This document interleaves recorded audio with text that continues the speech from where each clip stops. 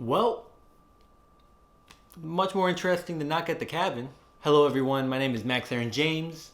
This is a review of the movie Children of the Corn, written and directed by Kurt Wimmer. It is based off the short story from Stephen King about a young girl who ends up leading other children to kill all the adults in this town, and as well as anyone else who opposes her and her ideas. I believe the original story, the young girl is possessed by a spirit that lives within the corn, right? Or in the fields.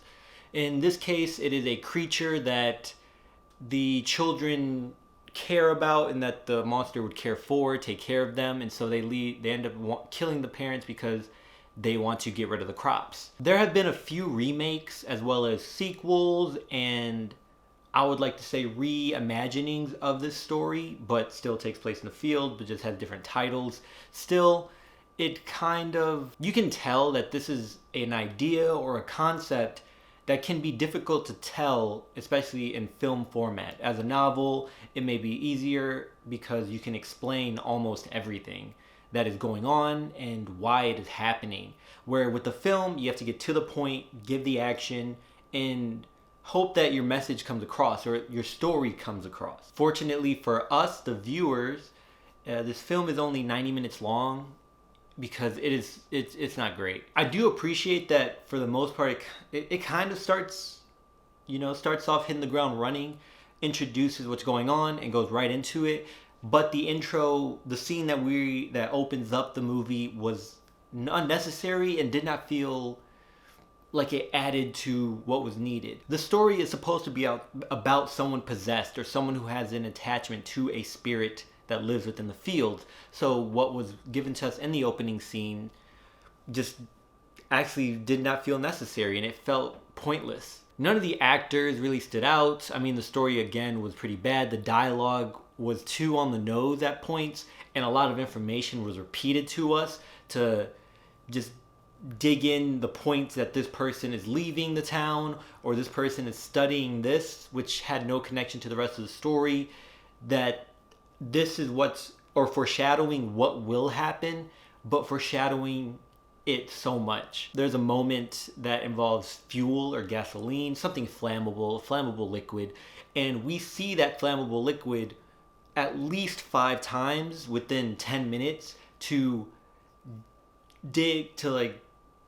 really dig in and get the point home to you as a viewer that this is going to have an effect soon. And let me tell you, that CGI, it felt like a video game character or a character you would see in Spy Kids back when Spy Kids came out. Right? The special effects are not great in Spy Kids or a lot of children's movies, but it's just there for imagination, right? There to understand the story. And when presented in that way, oftentimes it is not a big deal. But when you're presenting a horror film, a thriller, an R-rated movie, there are certain expectations that are presented, especially now in 2023. And having effects that look like a PlayStation 3 video game takes it away. I knew before this creature presented itself, I said, the CGI is not going to be good, and I can just tell. I do not know what else to say about this movie. I mean, it takes place in a small town.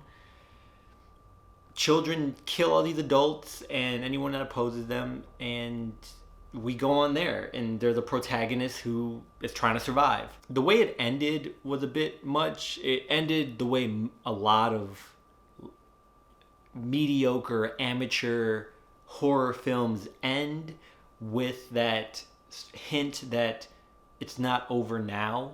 Yeah, but no one's gonna watch a sequel. A sequel to this is not going to be made. I do not have an issue with reboots, although I think many of us know that most reboots are for financial or for monetary gain because it is an established IP that is popular or well known, and so people go towards what they know. Still, innovation is important, and this provides another example of why innovation and originality is needed. There are moments like the 2018 Halloween or Scream that came out in 2021 or last year, and that I think were executed well. Sorry, my light just went out. Hopefully y'all can still see me okay. Anyway, some reboots are not bad. And another example as far as the show is Bel-Air, which is a reimagining of The Fresh Prince. But then you have many, many movies such as this one that is obviously just riding off the coattails of a already established IP, off a story by a big author or storyteller. And given that it was probably given a low budget, it expected to just make a profit. That is the only goal, right? Make a profit. Who cares or who is worried about the story? That's all I got for you. Movie's not good. It's pretty bad.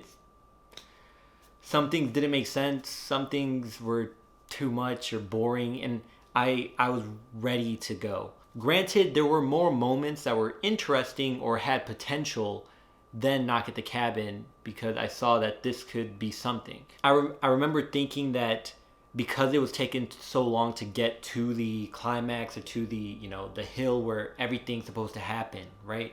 And building up to these moments, I felt that this may be a good pilot to a limited series, right? 4 episodes, an hour to an hour and a half per episode, and just delivering it how this was. But instead, they did about an hour of build up and then about 20 minutes of actually giving you what you wanted. If you have seen the movie, I'm sorry. If you haven't, what'd you think of this review? Until next time, y'all take care of each other. Check up on one another. Check up on yourself.